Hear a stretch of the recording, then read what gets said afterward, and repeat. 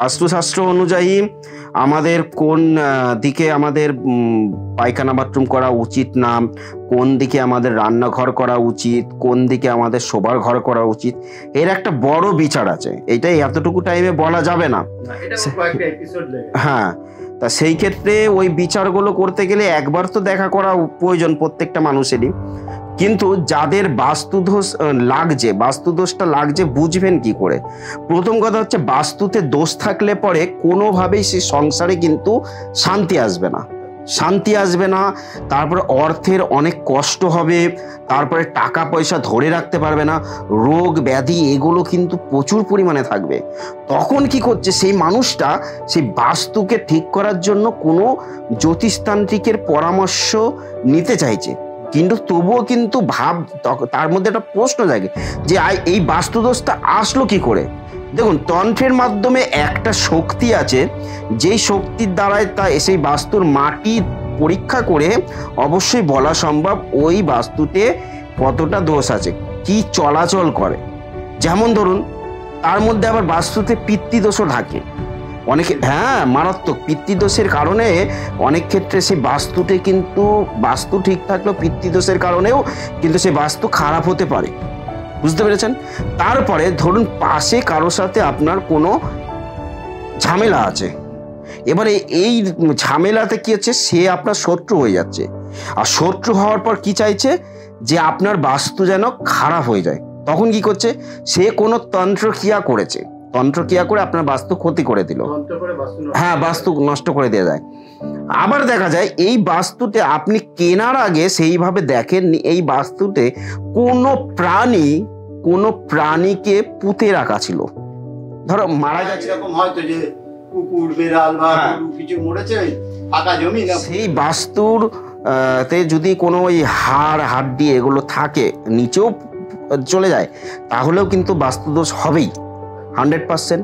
তারপরে বাস্তু অনেক পেত আত্মা, যেগুলো হাওয়া বাতাস পেত আত্মা আমরা জেনে থাকি, সেই বাস্তুতে কিন্তু অনেক বাস্তু তাদের কাছে অনেক প্রিয় হয়ে থাকে।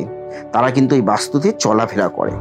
তাতে কি হয়, ওরাও যদি চলাফেরা করে তাহলে কিন্তু ভগবান সেই বাড়িতে, আমরা যে পূজা পাঠ করছি একটা বাস্তুতে, ভগবান সেই বাড়িতে যদি কোনোভাবে সেখানে সেই পূজা পাঠ না নিয়ে থাকে, সন্তুষ্ট না হয় সে বাড়ির প্রতি, তাহলে বাস্তুতে ওরা কিন্তু পুরো জমিয়ে ফেলে।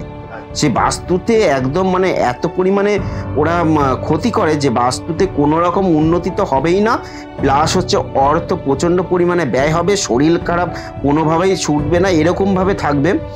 তবে বাস্তুদোষের প্রধান উদ্দেশ্য যেটা আজকালকার দিনে আসছে, যেটা বাস্তুদোষের মেন কারণ হয়ে যাচ্ছে, সেটা হচ্ছে দিক নির্ণয় করা। মানে বাস্তু বানানোটাই ভুল হয়ে গেছে, কোন দিকে কোন দরজা রাখা উচিত, এগুলো কিন্তু দেখুন এই শাস্ত্র অনুযায়ী কোনো কথাই কিন্তু মিথ্যে হতে পারে না, এ কিন্তু মেনে নিতেই হবে, বুঝতে পেরেছেন? এই অনুযায়ী আমাদের বাস্তুতে ভীষণ পরিমাণে দোষ হয়ে গেছে। তাহলে তখন কি করা উচিত? একটা মানুষের বাস্তুতে যদি এরকম দেখে যে কোনোভাবে উন্নতি হচ্ছে না, কোনোভাবে সাকসেস আসছে না, তাহলে তার কিন্তু কোনো জ্যোতিষতান্ত্রিকের পরামর্শ নেওয়া অবশ্যই প্রয়োজন আছে। তা এই বাস্তুদোষের জন্য তখন রেমেডি তৈরি হয়, রেমেডি তৈরির পরেই কিন্তু বাস্তুদোষ কাটানো সম্ভব হয়। কিন্তু যখন আপনি এসেছেন, আপনাকে বাস্তুদোষের জন্য আজকে একটা দারুণ টোটকা দিয়ে দিই। হ্যাঁ, এই টোটকাটা করুন, বাস্তুদোষে প্রত্যেকটা মানুষ করতে পারে। যাদের মনে হচ্ছে বাস্তুতে প্রচুর পরিমাণে দোষ আছে, সংসারে কোনোভাবে উন্নতি নেই, কোনোভাবে সাকসেস নেই, তারা বাস্তুতে কি করবেন, দক্ষিণ দিকে বাস্তুর 4টে দিক, সে দক্ষিণ দিকে একটা মাটির পাত্রের মধ্যে কিছুটা নীল নেবেন। দেখবেন দলা দলা নীল পাওয়া যায়, গোটা নীল, সেই নীল কিনে নিয়ে আসবেন, নীল দেবেন, তার মধ্যে একটু কর্পূর দেবেন, 7টা লবঙ্গ দেবেন এবং একটু আতর ছিটিয়ে দেবেন তার মধ্যে, দিয়ে সে বাস্তুর ওই দক্ষিণ দিকে সেই জিনিসটাকে রেখে দিক। পাল্টানোর প্রয়োজন নেই, ওইটা ওইভাবে রেখে দিক, এমনভাবে রাখবে যাতে কেউ ফেলে না দেয়, দরকার পড়ে পুঁতে দিক। তাতে অনেক বাস্তু ঠিক হবে, এটা 100%। এই টোটকাটা আমি অনেক বাছাই করে দিলাম, এই টোটকাটি যে করবে সে উপকার পেতে বাধ্য।